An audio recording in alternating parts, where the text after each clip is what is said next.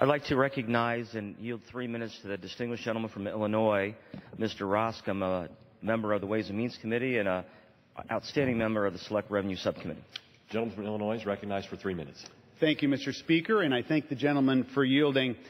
We all know that short-term tax policy is bad for business, bad for the economy, and bad for jobs. And yet we've heard today from our friends on the other side of the aisle that a couple of things. Number one, some have argued, well, we're too busy. There's just too many other things to be dealing with in Congress and so forth, and we ought to be doing other things rather than this. I guess you could make that argument. I don't think it's really persuasive. We can do all these things, and they're not mutually exclusive. There's some argument that said that this proposal is a manipulation. That's what the gentleman from Texas described it. I think the manipulation is having something in the tax code that we know we need to make permanent and not making it permanent. So let's manipulate the adverse effect out of the tax code. That's what we should be doing.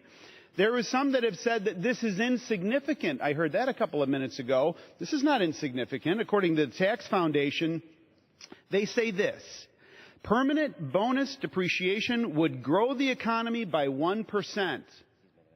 That's not insignificant. It would increase capital stock by over 3%. That's not insignificant. It would increase wages by 1%, and it would create over 200,000 jobs.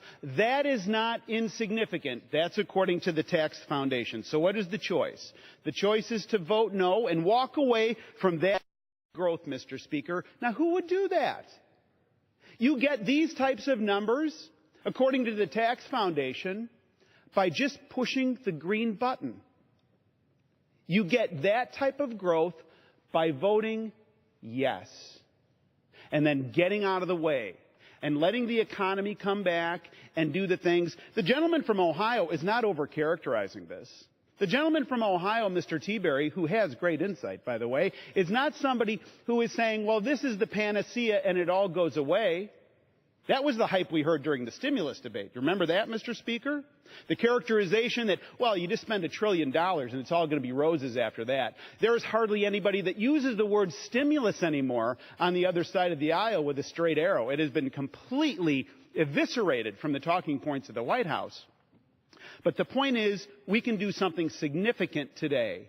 Not monumental, not colossal, but to characterize the type of growth that the Tax Foundation has said this will yield to as insignificant is either not a clear view of economic reality or just too dismissive and too much a view that we can just be saviors in this situation. We can do some good things today, and we can support the gentleman from Ohio.